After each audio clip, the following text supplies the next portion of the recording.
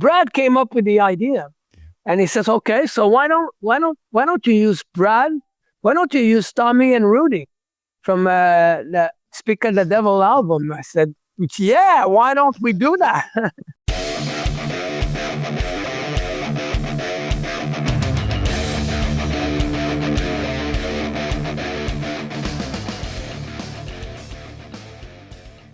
Well, we got our old buddy Rick Hughes from The Sword back here today. Has a new album coming out the 24th, Redemption solo album on Deco Entertainment. Rick, welcome back to Metal Mayhem RLC. How you doing, buddy? I'm doing fine. Thanks for inviting me again. Yeah, the last time we got together was on the Metal Voice when you guys were ready to play Montreal with Metallica, and I was down in Jersey doing a little press for Metal Mayhem ROC. How are things going? How have things been since then? Things have been very good to me. You know, with this album, Redemption, I've been working on this for the last 2 years. So it's finally good to go. It's fresh off the press. Yeah. Now, did the Metallica time, did it springboard Redemption, or was Redemption in the works?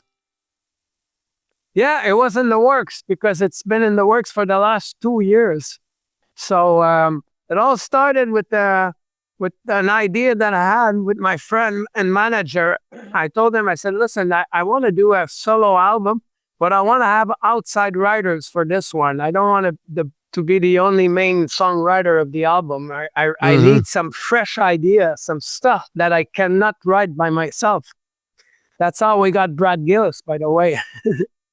Yeah, you got a nice cast. You know, Brad Gillis. You have the Ozzy band on the Who cover. You got the young kid Jacob DeRaps on there. You have the old guy from the Doors, Robbie and Lee Aaron. So, how did you get that eccentric age gap of contributors? Well, it reflects the way I approach music. You know. If I'm with Sword, then it's heavy metal, old school heavy metal, of course. But my personal idol as a singer is Robert Plant. You know, if you check out his career with Zeppelin 1 to Zeppelin to Into the Outdoor, everything was different all the time. They never redid the same album. Same goes with his solo career. It's never been the same. He explores styles and music.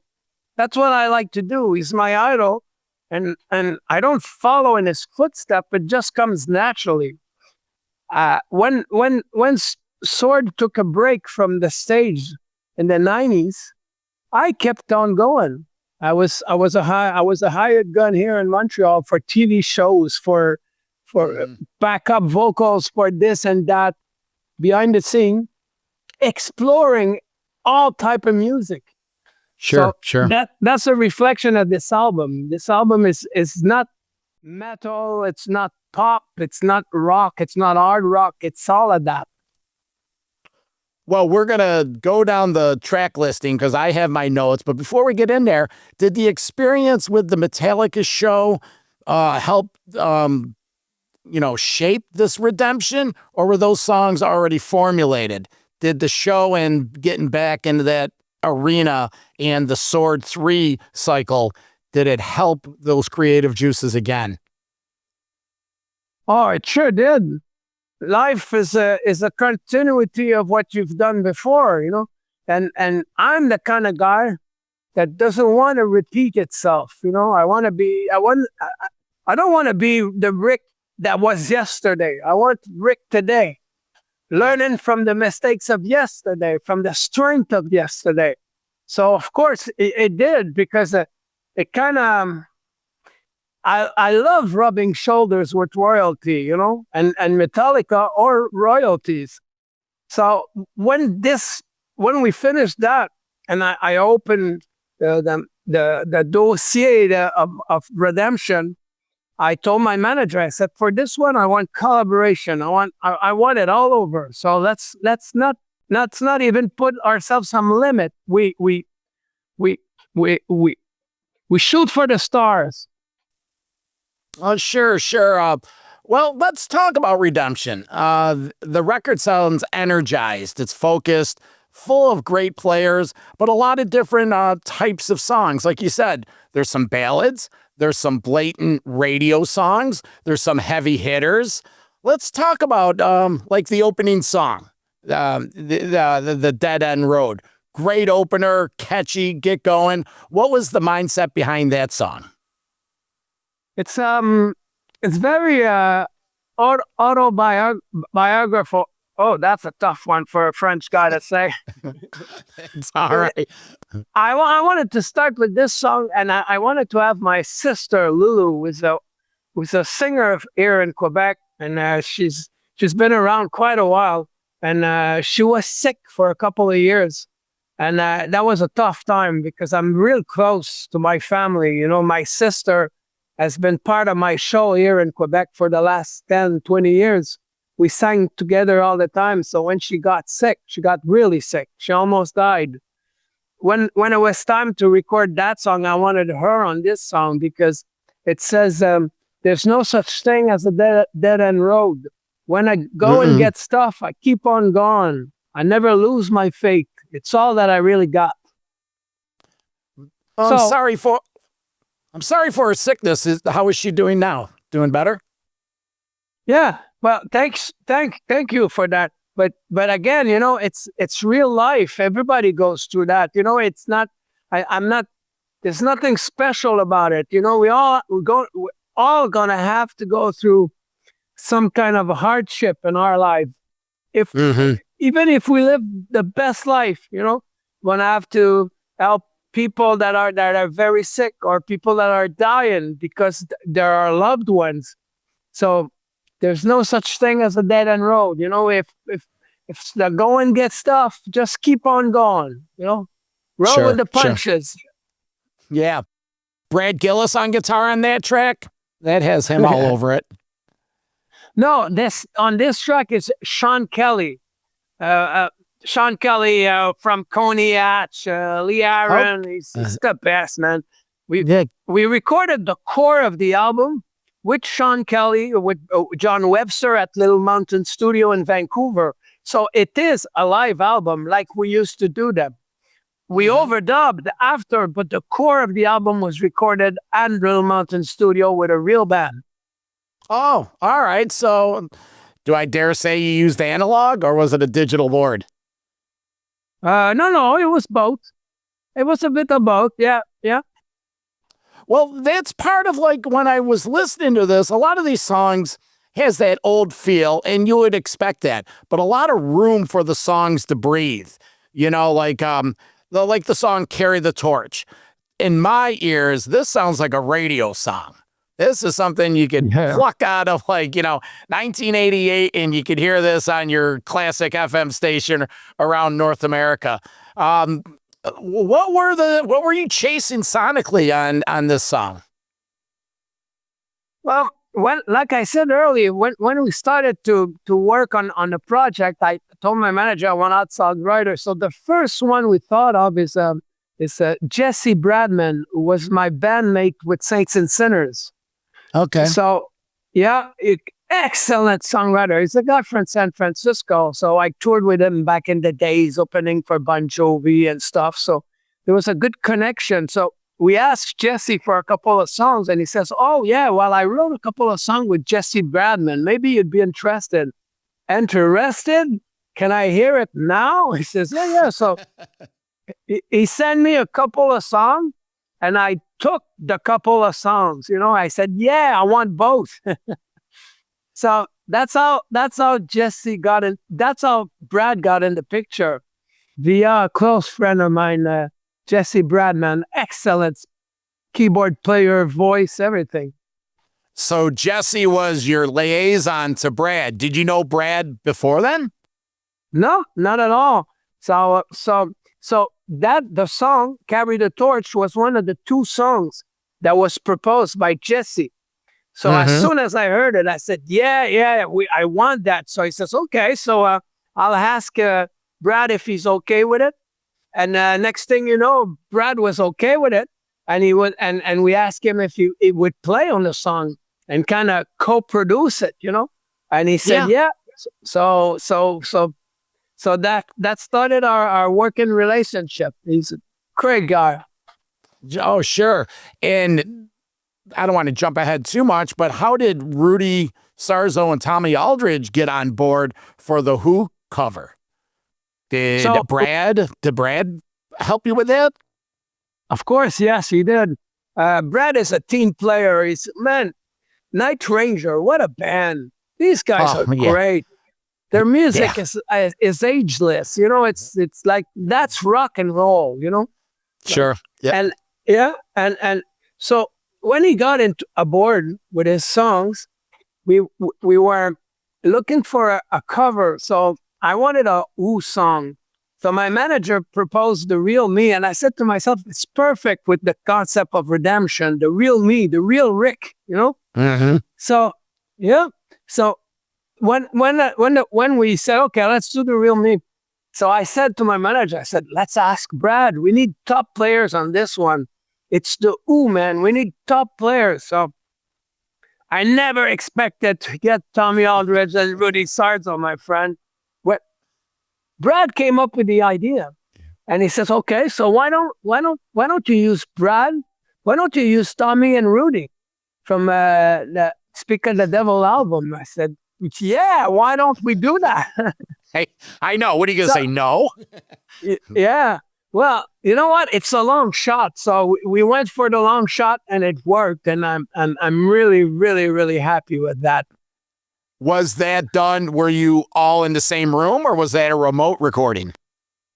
Yeah, well, that one was mostly remote recorded.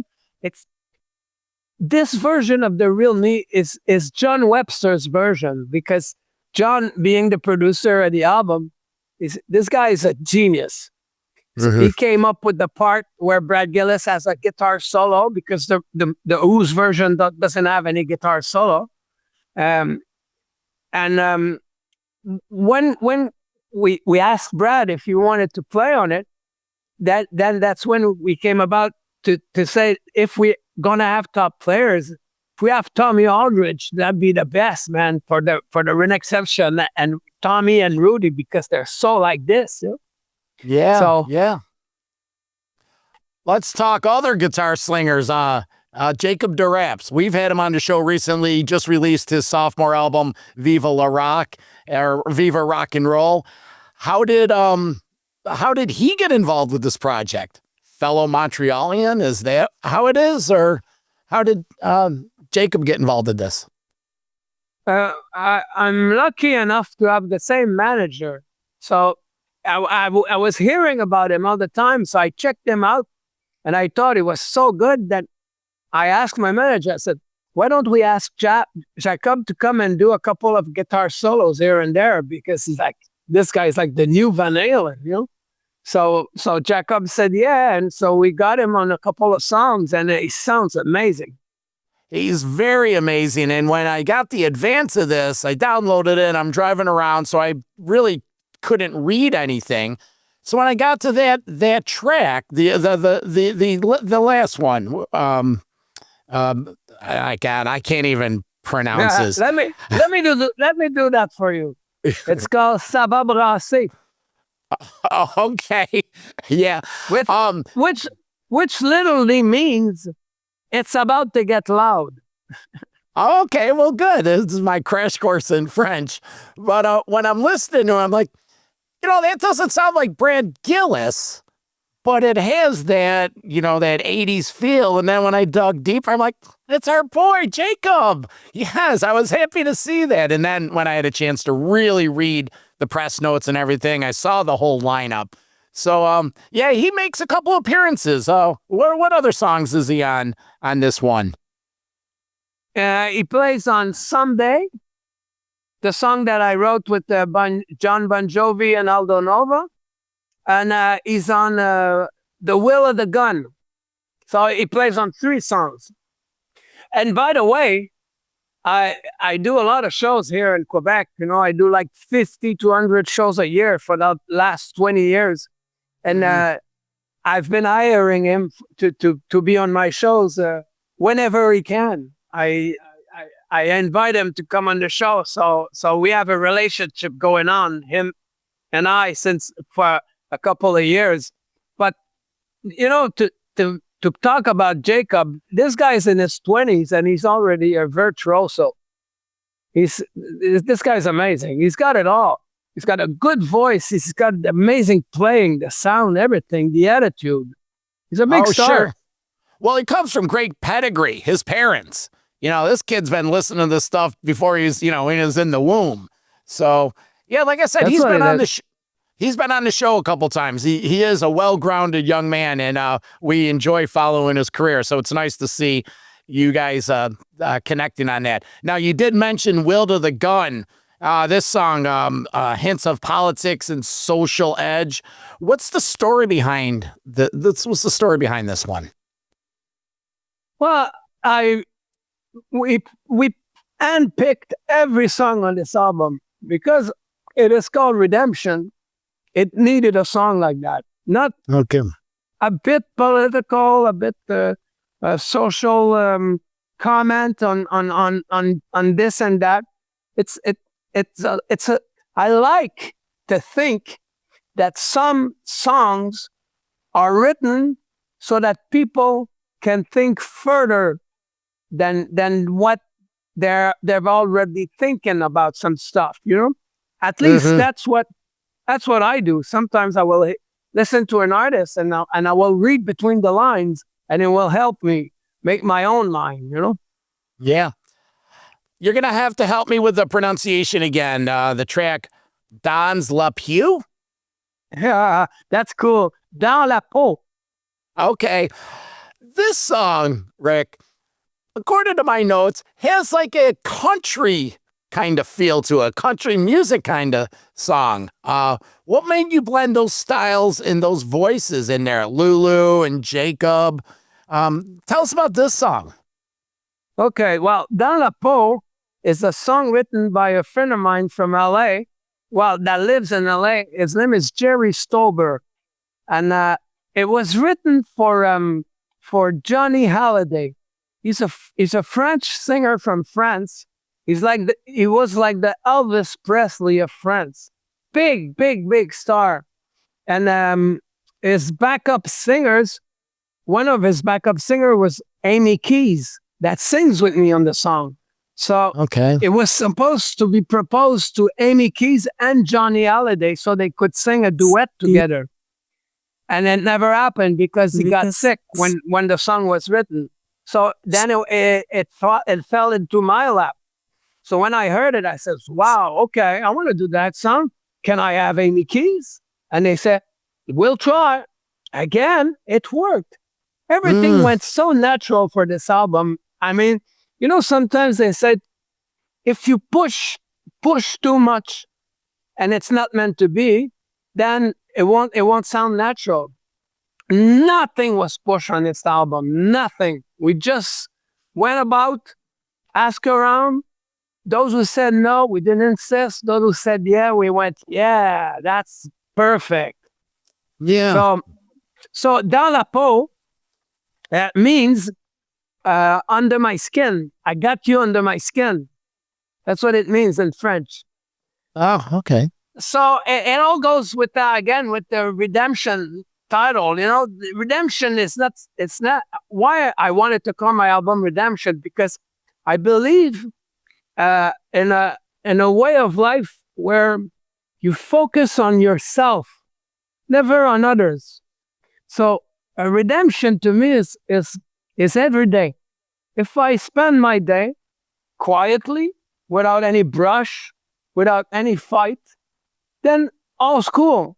But if things happen here and there, I won't put blame on others. I will reflect on myself. How can I improve myself so it doesn't happen anymore? It's a short life. So we might as well live it being happy, not being angry with anyone, and being at peace with oneself. So by redemption, that's what I mean. It's an album that you listen to, and when you think about the lyrics, you make it your own, and you do whatever you want with it. Sure, Rick, when in a year from now, what do you want the fans to have taken away from Redemption? Nothing. No, it's a very good question because I got the perfect answer. I don't expect anything. I really don't. I just want people to be, music saved my life. It did. When I was a kid, I lost my father really young. He was my hero. He was a singer, guitar player. My mom would sing in his band, and we lost him young. And so I had to kind of bring myself up alone, By the age of 15, I was working while my friend was still at school, finishing high school. I couldn't do that. I had to go to work and help my mom pay the rent. Same for my brother who was in my band. So music was the way I brought myself up, by listening to Neil Young, to Zeppelin, to Pink Floyd, to the Doors, Jim Morrison. Man, this guy, when I was 15 years old, I felt like a stranger in a strange land everywhere I went because I lost my father. So I didn't have the advice of a father figure, but my father figures were the artists I was listening to. So when I started to listen to the Doors deeply, I said to that's when I realized I was normal. That I was not the only one that had the artist inside of him real hard, and thinking about stuff that other people wouldn't not thinking about. So the only reason I made this album is for the fans that follow me since a long time, new ones that I'm going to get with it.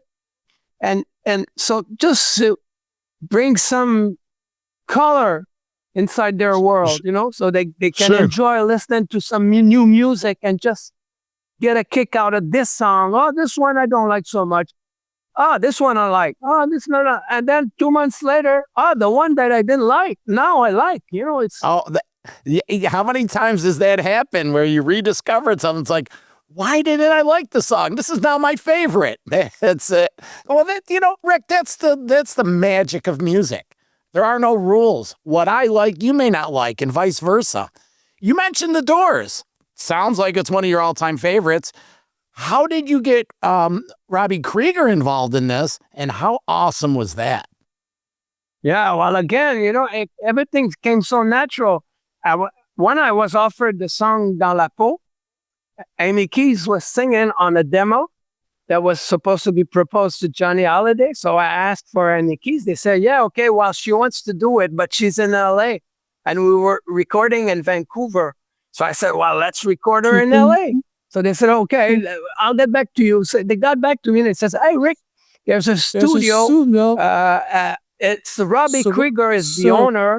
He's you may know him, guitarist of the Doors. He's got all the memories. I said, wait. I said, what? You had me at Robbie Krieger. Yeah. Let's go there. So we went there to record Amy Keys' vocal on the duet that you were talking about. So while she was doing that, I'm the kind of guy who's very easygoing. I was having a perfect day, and then I went, whoa, wait a second. You said it. It's a bit country-ish, but it's a bit Roadhouse Blues because it goes down, down, down, down, down, down. It started like that. So I heard him. I said, man, we could have him on the song. I called my manager and he says, whoa, Rick, you've been wanting some long shots since the beginning, but that's the longest shot. I said, I know, but if we don't ask him, we'll never know. He says, okay, let me try. So it took a while. It took a couple of months before we finally got the okay. And when you listen to the track, it's him that starts the song. You hear down, down, ta-tum, pa-tum, pa-tum, and then it goes with his slide. And you recognize the sound. It's like, oh man, that. If you'd ask me, is that a dream come true? I would answer, no, because I never even dreamt that this could have happened to me. to have Robbie Krieger, one of my keen idols, play on my record. Did you go back to his studio? Did you do it together? Were you there when he did the recording? Well, the song was already recorded. Amy Keys was there. We had the blueprint of the song. So when Amy Keys finished her recording, we didn't have any answers from him yet. So we got the answer like 2 months after. We were already doing other songs and stuff. Yeah. So when he finally accepted, we sent him the track. He put his guitar and we blended in and John did his magic. John Webster, and it's perfect. Well, what was the deciding factor that sealed the deal for him to agree to do it? I don't know, but one thing's for sure, he probably checked me out. Because before you put your name on somebody else's project, you may want to check out if he's in line with the way you think and the way you speak. Well, Rick, you passed the test because he said yes, and it's he was on your album. Well, Redemption, a great, and you're right, it's a great variety of different songs. You have slow ones, you have radio songs, you have rockers, you have inspiration ones, and almost one that has a little bit of a country feel, at least through my eyes. But it's a great collection. Again, that comes out on the 24th. Any tour information? Gonna play live, or is this just a studio project? It is a studio project to bring some more shows to the thing. I'm a performer. That's what my favorite place on earth is at home. My second favorite place on earth is on stage. Mm-hmm. I love being on stage. Like I said earlier, I do 50 to 100 shows a year. So I've been doing for the last 10 years like a cover show where I play from Elvis Presley to Metallica. I sing everything. So now the new show that we're putting up, we're going to have some new originals in it, and I can't wait for it to happen. You're telling me we could go see you and you'll pivot from Hound Dog into Holier Than Thou, possibly? Yeah. It's I love music. I love people. So I don't want to, when I sing, I don't want to sing for one type of people. I want everybody, because sometimes here in Quebec, not sometimes, every summer I play in festivals. So festivals it's not a Rick Hughes show. It's the festival featuring Rick Hughes. So people come with their family. Their father, their grandfather, their kids. So everybody is allowed to have a good time. So if you only play one type of sound, then you please only one type of customer, one type of public, No. I want everybody. I want the family to enjoy themselves when they come to my show. Rick, before we let you go, where could fans catch more Redemption media, more videos coming up? The album comes out the 24th on Deco Entertainment. Tell us where your socials are and how we could stay in touch with you. Very easily. You just type rickhughes.co. That's my official website, or my Facebook page, Rick Hughes Official, or my YouTube, Rick Hughes Official, where you can watch the video, The Real Me, with Brad Gillis, Tommy Aldridge, and Rudy Sarzo. Are there plans for more videos from the album? Oh, yeah. I got plenty of plans. I got plans for videos, plans for tour, plans for another solo album, another short album. I won't go easy. I won't go out easily. Wow, you're not going anywhere anytime soon, and we look forward to this. So one more time, the album Redemption out October 24th everywhere. Go out and buy it. Buy the physical. Open it up. Go old school. Look at the liner notes and get involved in the Rick Hughes Redemption. Sir, have a great rest of the weekend, and thanks for spending the afternoon with us. Thank you so much for those last words, and thank you for the support. You got it. All right, for everyone, get up to metalmayhemroc.com, join our community, sign up for the newsletter, and look for content on a daily basis. I'm the Vertimatic, and we'll talk to you soon. Metal for life. Thank you for listening to Metal Mayhem ROC. Check out our website at metalmayhemroc.com for information on podcasts, archives, links to all our live radio shows, and all sorts of info. Please like, follow, and share with everyone, even your non-metal friends. And always remember to keep it heavy.